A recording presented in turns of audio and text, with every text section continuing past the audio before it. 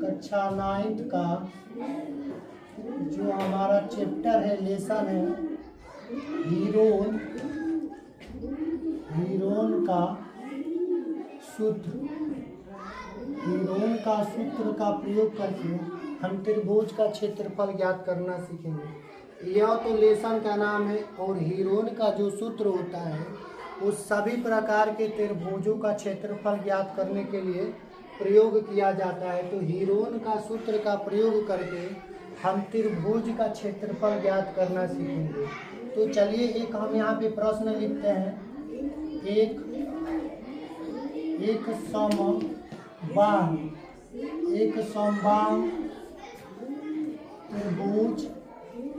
समबाहु त्रिभुज का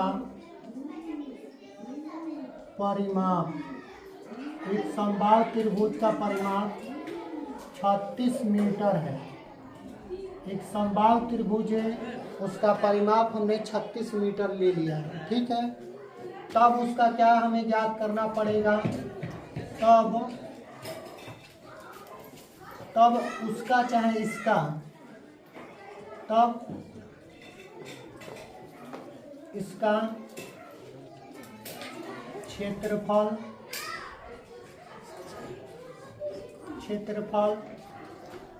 ज्ञात कीजिए। अगर हम बात करते हैं कि यह समबाहु त्रिभुज है, ये क्या है, एक त्रिभुज हम ले लें, इसके बारे में बात करेंगे। अगर ये BC, तो ये समबाहु त्रिभुज है। समबाहु का मतलब होता है कि जिसकी तीनों भुजाएं बराबर। ऐसा त्रिभुज जिसकी तीनों भुजाएं क्या हो, बराबर हो, उसे हम समबाहु त्रिभुज कहते हैं। और समबाहु त्रिभुज का जो परिमाप दिया है वो 36 मीटर दिया है, 36 मीटर। तो त्रिभुज का जब हम क्षेत्रफल ज्ञात करते हैं और हीरोन का सूत्र लगाते हैं, तो हीरोन का सूत्र लगाने से पहले एक बात हम लोग समझ लेते हैं कि प्रश्न में तीनों भुजाओं का माप दिया है कि नहीं। तो इस प्रश्न में केवल परिमाप दिया है, तीनों भुजाओं का माप नहीं दिया है। तो पहले हम क्या करेंगे, त्रिभुज के तीनों भुजाओं का माप ज्ञात करेंगे, मान ज्ञात करेंगे। तो यहाँ पे परिमाप पूरा का मान दे दिया है, तो पहले हम एक भुजा का मान ज्ञात करेंगे। क्योंकि ये तीनों भुजा बराबर है, तो पहले इसके परिमाप, त्रिभुज के परिमाप का सूत्र का प्रयोग करेंगे। और इसका पहले हम परिमाप निकालने, एक भुजा का माप ज्ञात करने के लिए इसमें हम त्रिभुज का पहले क्या करेंगे, परिमाप ज्ञात करेंगे। तो यहाँ पे हम हल में लिखेंगे, क्या, त्रिभुज ABC में। तो ABC में हम क्या ज्ञात करेंगे, पहले त्रिभुज का परिमाप ज्ञात करेंगे। तो यहाँ पे लिखेंगे त्रिभुज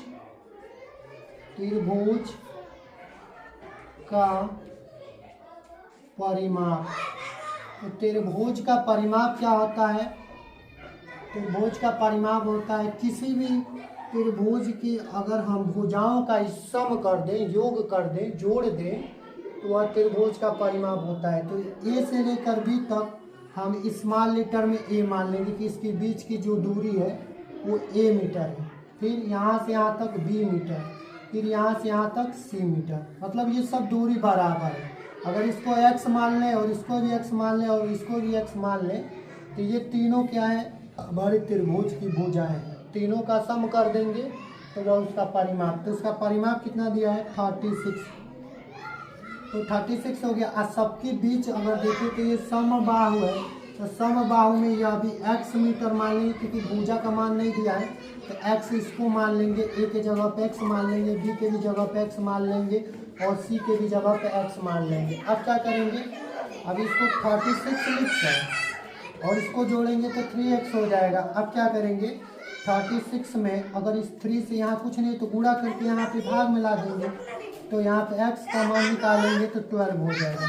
यानी x का कितना मान आ जाएगा, 12 मीटर आ जाएगा। अब जब हम त्रिभुज का क्षेत्रफल ज्ञात करेंगे तो हम सभी भुजाओं का मान पता चलेगा कि ये भी 12 मीटर, ये भी 12 मीटर और ये भी x का 12 मीटर आ गया।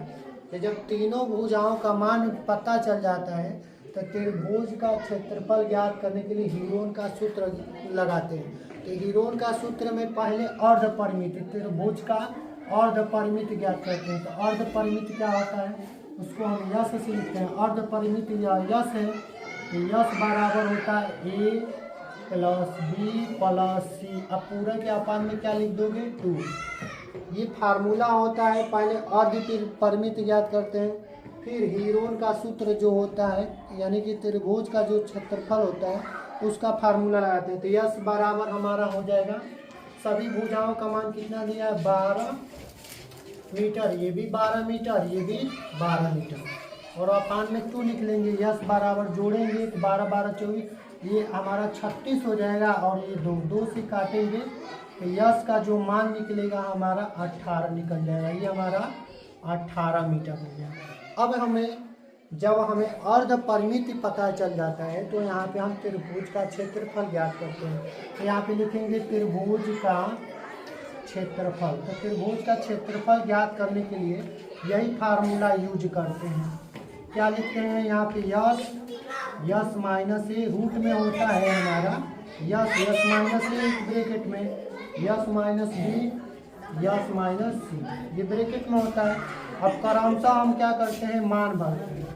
यस क्या है, यस हमारा अर्ध परिमित है। जहाँ जहाँ यस है वहाँ यस का मान भरेंगे। तो यस बराबर 18, फिर यहाँ पे 18 भुजाओं का मान क्या दिया है, बराबर यहाँ 12 सेंटीमीटर, यहाँ 18। यस मतलब अर्ध परिमित है हमारा 18 और बी की जगह पे 12, फिर 18 और फिर 12, ये भर लेंगे।